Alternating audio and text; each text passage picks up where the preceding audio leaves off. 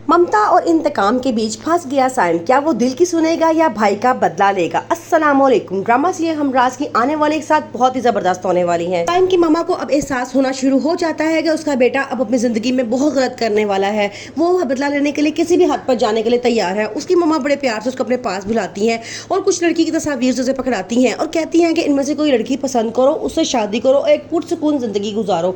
वो आगे से कहता है कि मामा आप ऐसी बातें क्यों कर रही हैं, अभी मुझे फिलहाल शादी नहीं करनी है। वो आगे से कहती हैं कि बेटा मैंने फराज की मौत के वक्त तुमसे जो वादा लिया था, मैं आज वादा अपना वापस लेती हूँ, तुम अब उस बदले को भूल जाओ और अपनी ज़िंदगी आराम से गुजारो। वो कहता है कि नहीं मामा, वो एक वादा आपने मेरे से लिया था और एक वादा मैंने अपने आप से लिया था कि मैं अपने भाई के कातिल को उसके अंजाम तक पहुँचा के ही रहूँगा और अब मैं ऐसा पूरा करूँगा, चाहे इसके लिए मुझे किसी भी हद तक जाना पड़े। उसकी मामा मायूस होकर वहाँ से उठ के चली जाती है।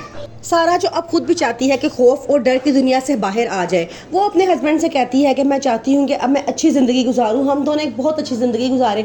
मैं चाहती हूँ कि तुम्हारे लिए तुम्हारी वाली सारा बन के जीऊँ, लेकिन मुझसे तुम नाराज़ ना हुआ करो। जब तुम मुझसे नाराज़ होते हो तो मुझे लगता है कि मेरे साथ कुछ भी नहीं है, मैं बिल्कुल खाली हाथ रह गई हूँ। आगे से वो कहता है कि मैं तुमसे नाराज़ नहीं होता, मैं सिर्फ ये चाहता हूँ कि तुम ज़िंदगी की तरफ वापस आ जाओ, उन सब बातों को भूल जाओ जो पहले हो चुका है और एक अच्छी और खुशगवार ज़िंदगी गुजारो।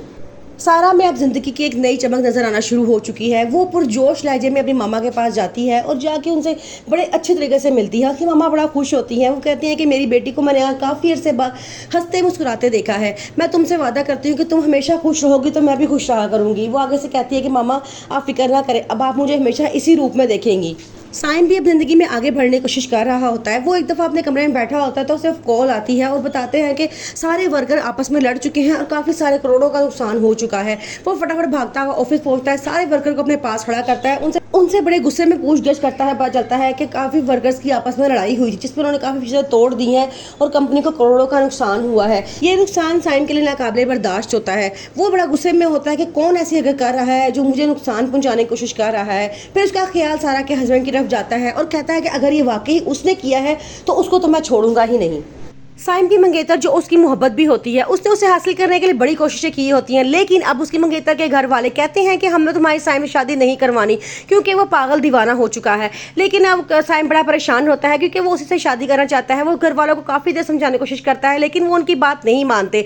वो कहते हैं जुनूनीपन से वापस निकल आओ, हम तुम्हारी शादी अपनी बेटी के साथ करवा देंगे। लेकिन साइम इस बात को मानने के लिए तैयार नहीं होता।